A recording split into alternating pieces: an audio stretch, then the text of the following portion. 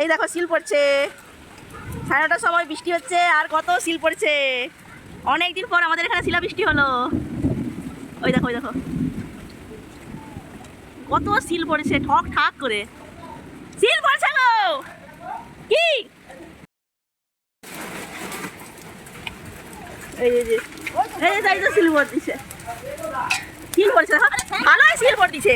ওই ওই ওই শিল পড়ছে মামা, শিল পড়ছে দেখ, বোঝা যাচ্ছে না কি ঝড় উঠছে।